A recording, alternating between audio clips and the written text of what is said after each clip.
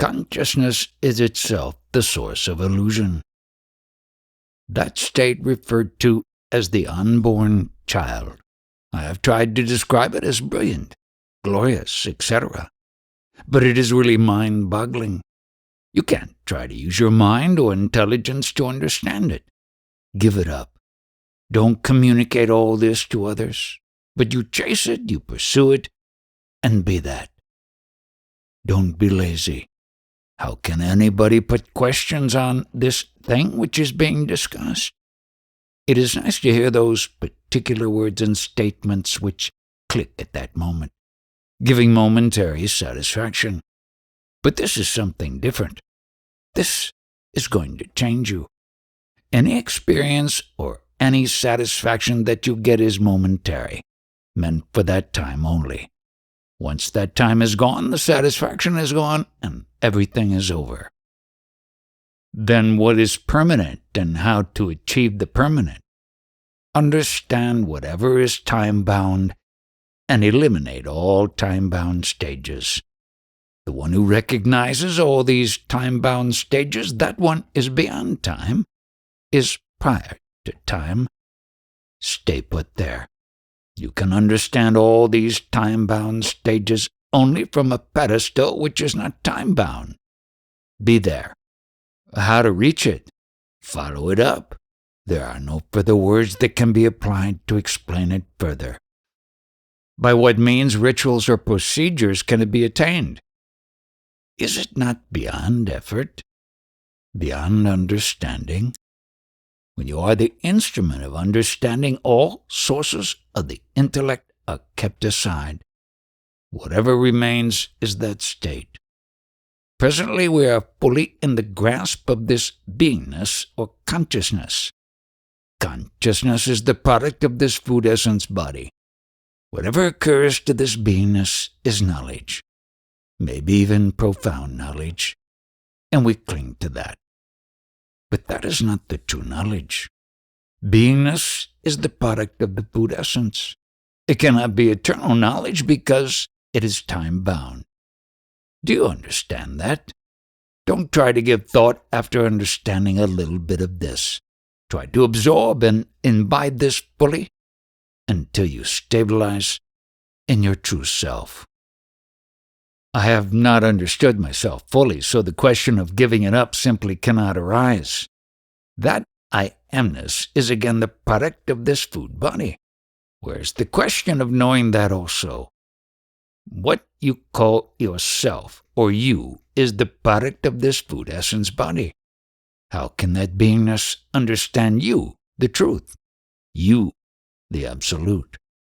To the ignorant, one can give a talk depending heavily on spiritual jargon about the Brahman, about this and that, all the stories. However, when it comes to yourself, you must really understand the true self. You are alive is a concept, and it is false. In this body there is the principle which we know as yourself. That principle has no form, but you understand that as the knowledge I am. We also call it the consciousness, the I consciousness, or the beingness. Now the various names are names of this consciousness only. The consciousness gives rise to the world. The world is within that consciousness. Try to understand that. This is the only way to knowledge of the self. Through this consciousness you can know yourself, what you are.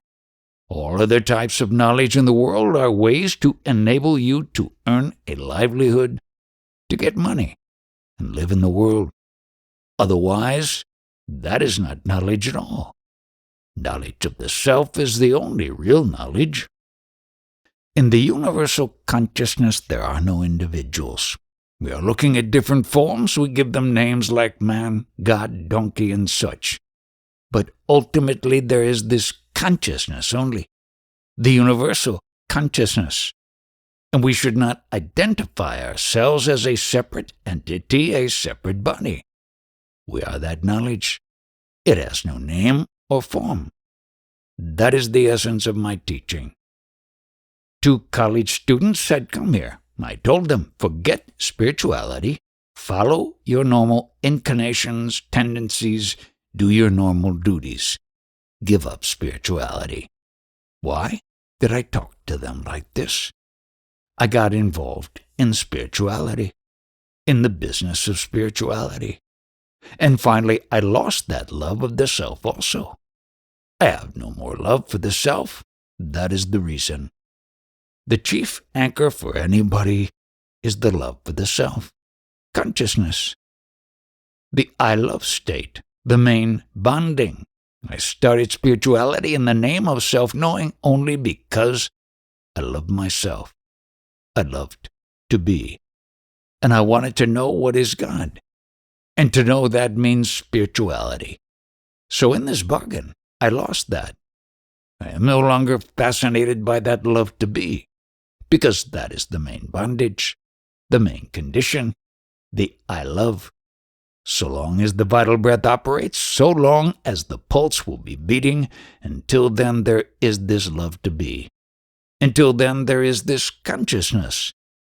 When the vital breath quits the body, the pulse will stop, and I amness is no more. Since my love to be is now completely finished, exhausted, I have no more fascination for that state of I love. Therefore I have no more love for anybody. We normally involve ourselves in loving somebody else from the main standpoint that I love to be. I call this our skull, our earthen pot. So long as this earthen pot is not properly baked, you have to collect knowledge from elsewhere. When it is properly baked and it sounds well, then you will be in a position to understand what I am talking about. But what will happen after you listen to my talks? The shell will burst. It will crack. Ritually, while cremating the body, the sun has to light the fire. Then we will take an earthen pot full of water and put that in a small hole we have made. Then he will move round that funeral pyre in a wrong direction. Normally, the direction is by keeping the object to the right, moving clockwise. That is, around a sacred object or location. But here the object is kept to the left, so he will be moving counterclockwise. And after some 3 perambulations, he will throw the mud pot at the back, not in front, and he will go on chanting. So like that, when you come here, you will be cremating yourself. Whatever identity you have, whatever idea you have about your own self will be cremated. Would you like this type of knowledge which I am exposing here? This love to be, this consciousness, unsolicited, spontaneously it has come, for no reason. And since then it occupies itself with all activities. All these worldly activities are only due to that. Self-love, love to be. But self-love is not real. It cannot be eternal. It is a passing phase. All this knowledge, in final analysis, is of no use. Since you will liquidate that very consciousness, finally whatever you have heard here is of no use, because only within the realm of consciousness is knowledge innocent. But having heard whatever I have said, if you retain it in your memory, and because of your association with that knowledge, some new knowledge also will sprout in you, all this is of no use really. But it has one use. You will be able to parade your knowledge before the ignorant masses, and you have a chance to become a guru. With whatever knowledge you originally had, plus the knowledge you have heard, and the knowledge which has sprouted in you, when you finally understand and realize all that, you definitely will come to the conclusion that it is all unreal, of no use. Nevertheless, having realized that, you will have a certain stature in spirituality, and people will be flocking to you. Listen to what you say. At that stage, whatever occurs to you, you can just blurt it out, because for the ignorant masses that will be profound knowledge. But in this bargain, What will happen is that you will be elevated to a very high stature as a guru. So be aware of that. The main capital, the only primary capital that anybody has, is only this: deep sleep, waking state, and that little touch of I-amness. Nothing else. Any questions here? How does one link up with consciousness? How are you linked with sleep? That is a natural state. This is also natural. You are linked with consciousness as a natural state. But how do you realize it? I've tried to be calm and listen to myself, but it is of no way my natural state. Right now the body is real. The world is real for you. And you now have this waking state, deep sleep, and the knowledge I am. How long is this going to remain true or real to you? Without this waking state, deep sleep, and you are not there, nor the world, nor the body. How long were you associated with these three states? Right now, you are fully associated with them. Looking at myself, all my life has been associated with those states. Are you sure? What do you mean by my whole life? Life means a certain lifespan, from 1 day to 100 years. After 100 years, no more association of this. What is difficult is to become detached from myself and see myself as an illusion. That is because you have identified yourself with this body. I am this body. That is why it is so difficult.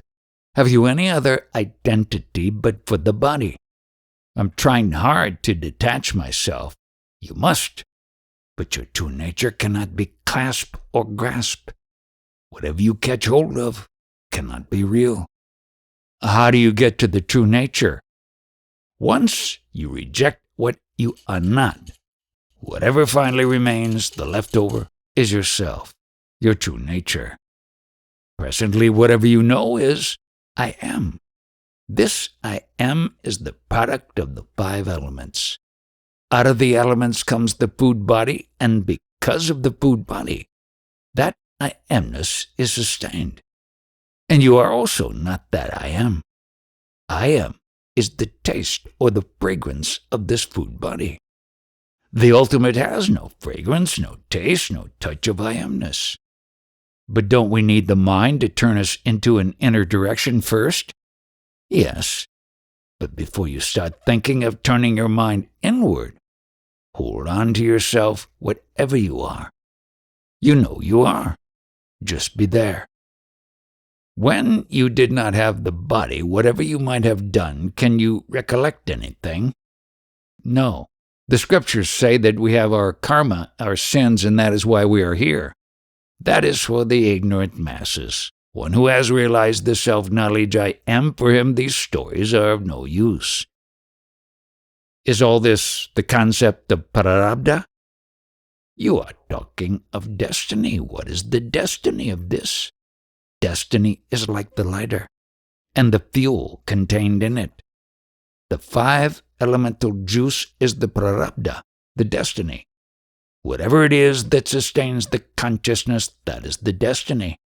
If you think you are interested in spirituality, I am dissuading you. If you follow any other vocation except spirituality, you have some hope that you will succeed sometime. But if you enter spirituality, all your hopes will ultimately be shattered. You will be left with no hopes nor expectations. So I again advise you, don't jump into this spiritual thing. If you do that, you will be licking without a tongue. You will be left with nothing. You might even invite your own death. Death will be there. Death will meet you. You will be shivering in your shoes. Who is that recipient, intimate relation, who is going to receive all the sufferings?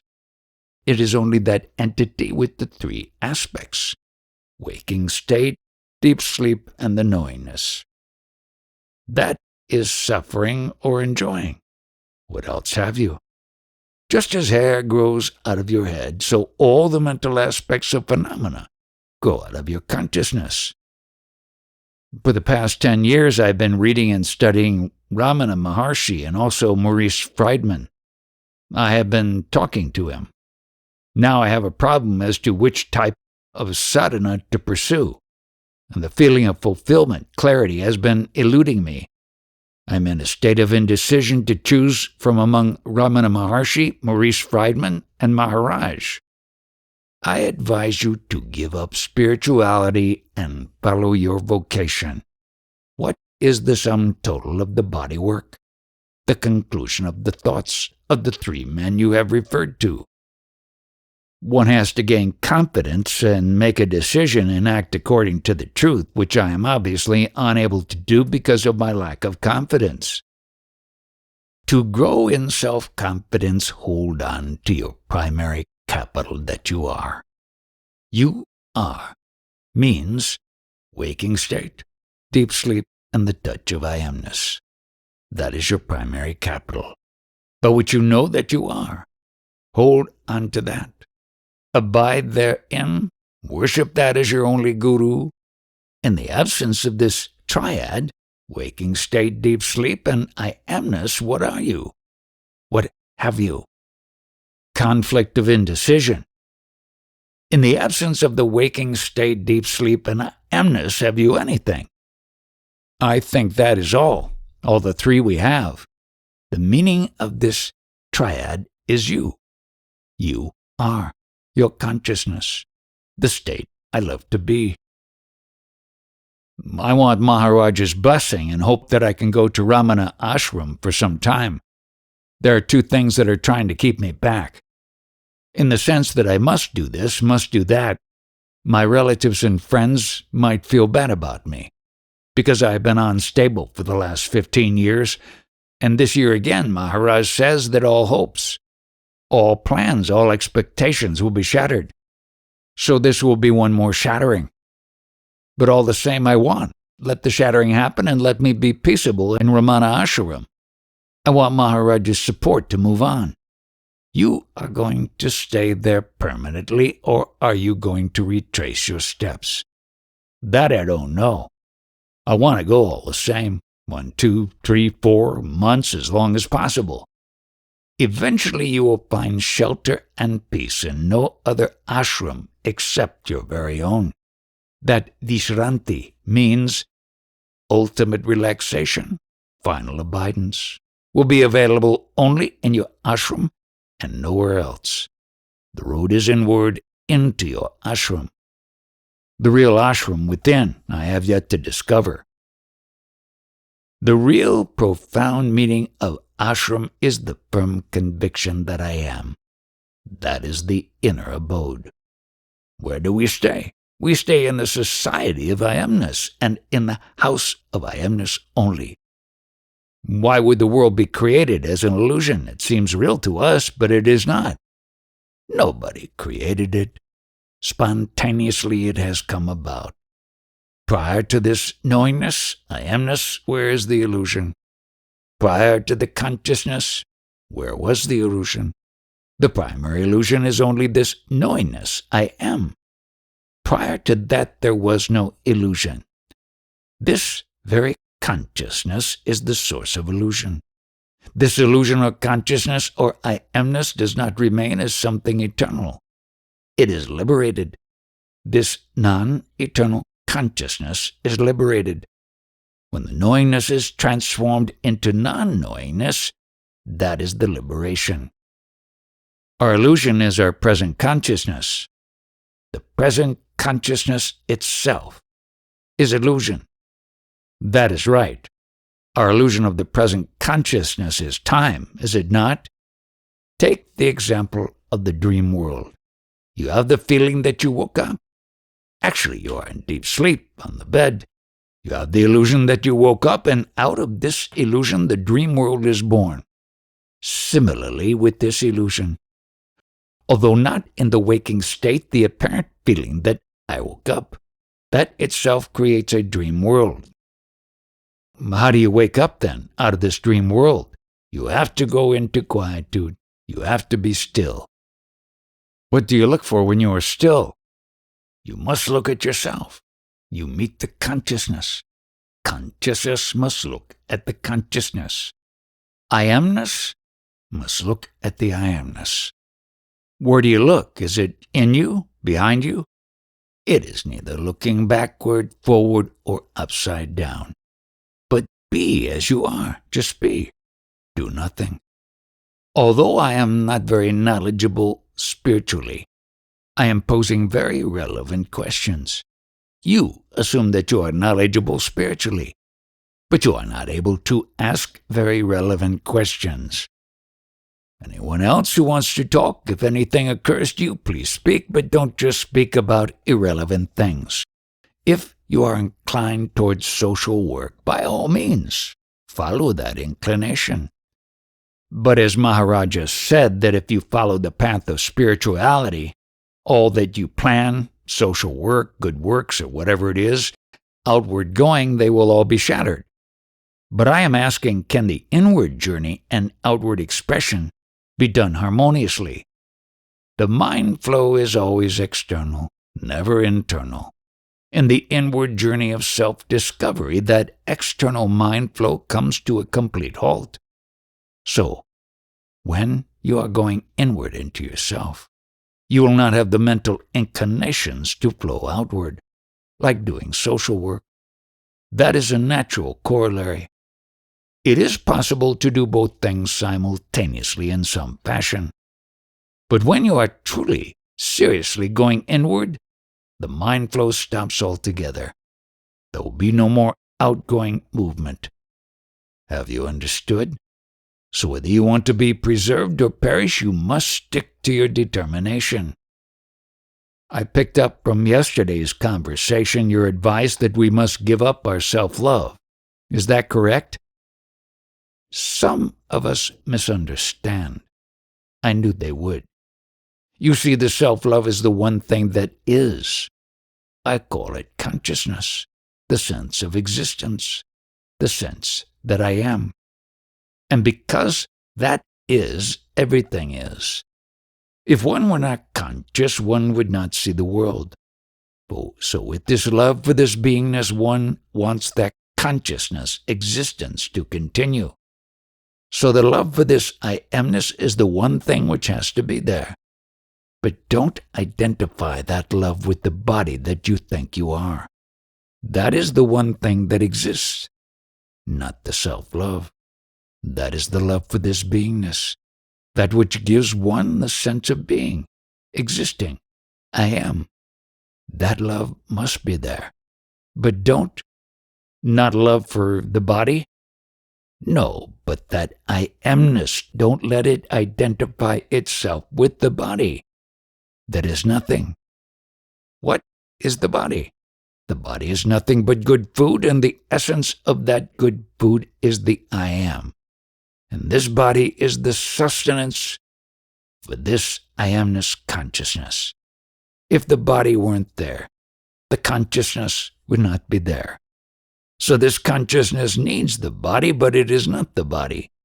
That is the fundamental understanding. It is a necessity. Keep one thing very clearly in mind. You are not God. You are not the body which is going to die. And if people want to worship, and one must, one should not worship anything that is foreign as God. Worship as God that which came with you, to wit, this life force, the vital breath, and this consciousness together. That is the God anyone can know. Any other God is alien to you. Then you worship the power which gives one sentience, the feeling, the sensing of existing. The body is merely the sustenance for this life force. See this life force as consciousness, as the supreme God. God is within you. God is within you, but I do not mean within literally. That which exists in and of itself is God. Consciousness and the life force together, that is God. And that is one with the body, because the body is the sustenance for this consciousness and life force together. You can't divide them. And then, when a person is called dead, this is what happens. The life force within has gone out and merged with the air outside. That is all that has happened. What does one act on? One acts on the thought which is produced by the mind. And what is the mind?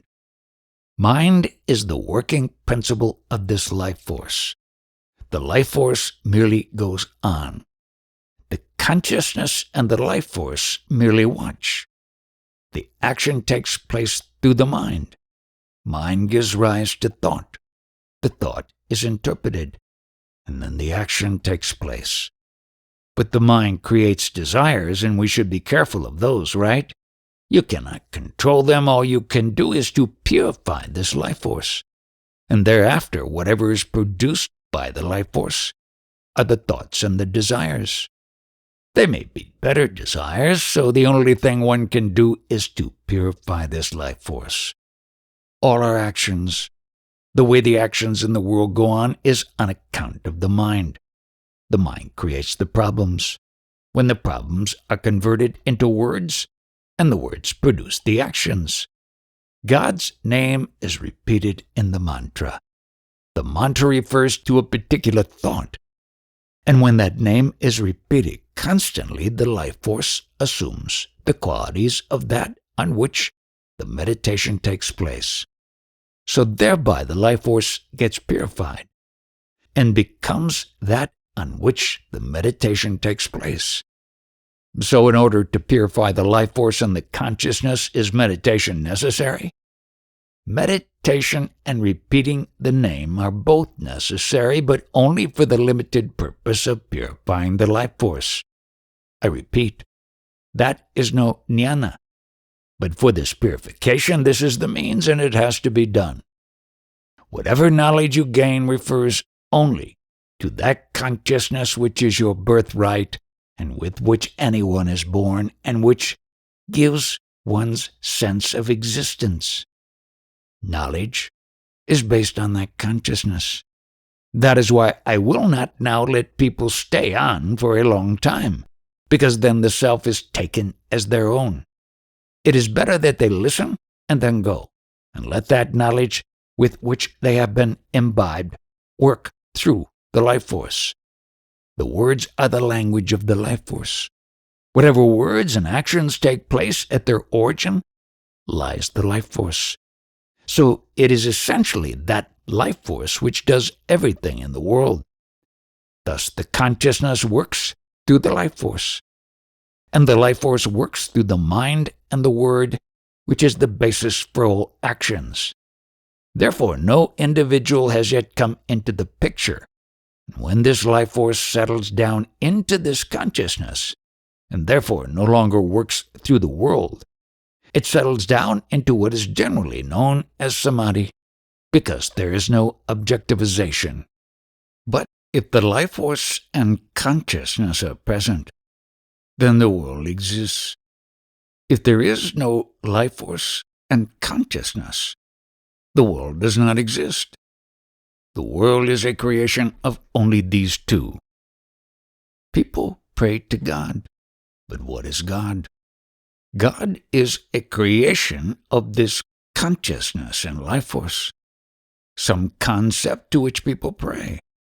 Therefore, pray to that which creates the concept of God. Is there an evolution in man, as taught in science? Yes, you can accept it as a concept. But what you call man a human being, what is that? And what is it in the presence of which there is a human being, and in the absence of which there is no human being?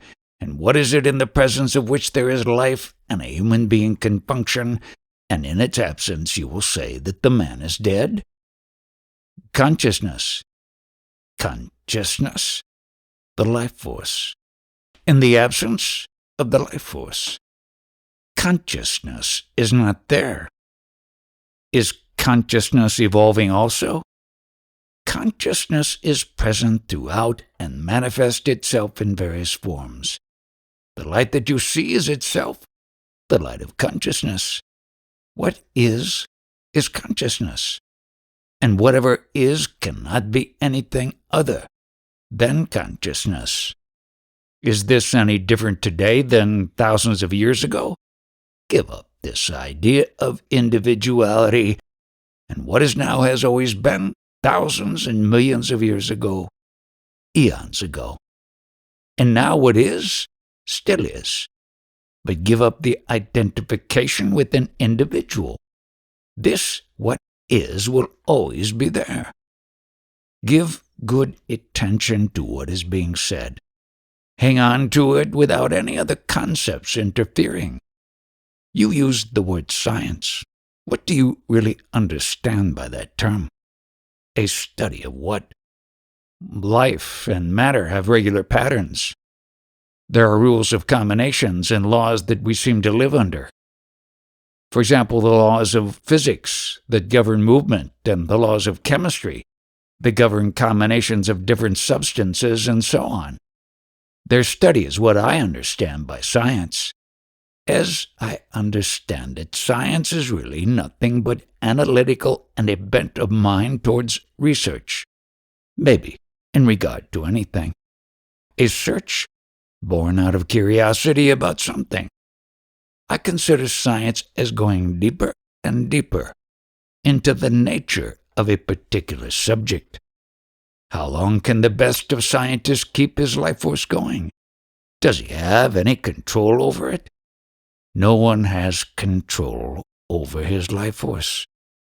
The life force has come spontaneously and it will go spontaneously. In deep sleep, consciousness is resting, but the life force goes on. At the end of life, the life force merges with the air outside but does not die.